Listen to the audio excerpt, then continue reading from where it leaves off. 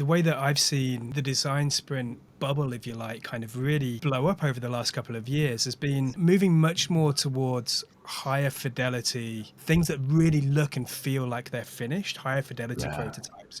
And sometimes a design sprint, I think people are buying, rather than buying, kind of learning about what works, what doesn't work, learning, Yeah. invalidating, people are almost buying a kind of a designed solution. From your experience, is there a level of fidelity or look and feel of prototyping that is, I don't know, the best, or like, is there a point where you get less learning happening because it's almost too much? Or Yeah, sure. I can talk about that. I think part of it is also like, what is your goal? What are you really trying to accomplish, right? So if you understand, if you have a clear goal for your sprint, like what are we really trying to do here? Is it that we want to come out with a prototype? Or is it that we want to learn something? And the best ones are where your goal is accelerated learning. It's ultimately what it is. Most prototypes in a design sprint get thrown away.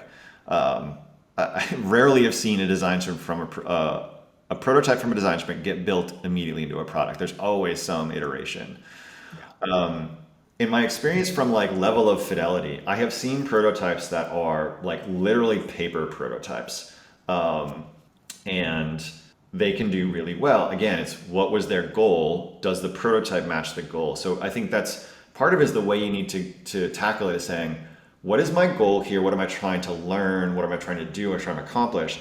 And then make a prototype fidelity decision that will help you reach that goal versus, hey, we're going to make this prototype, right? Oh, does it happen to fit our goal or not? Like, oh, we need to make this high fidelity. I know that the design tooling has become very robust and you can spin up really nice looking prototypes really fast.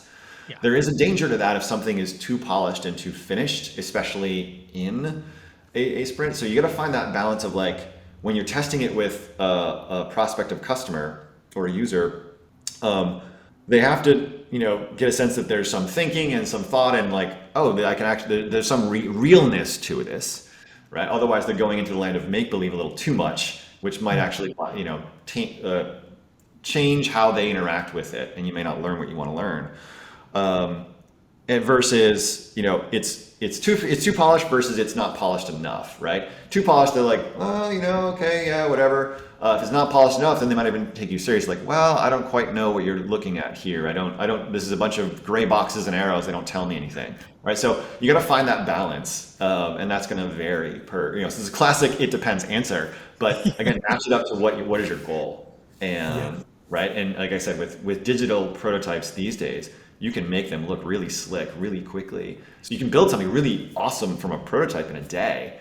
But be mindful that match it up to what your goal is, right? Match the method to the goal. Thanks so much for watching. You can watch the full version of the podcast by going to my YouTube channel or indeed by clicking the link right up here. Thanks so much. I'll see you next time.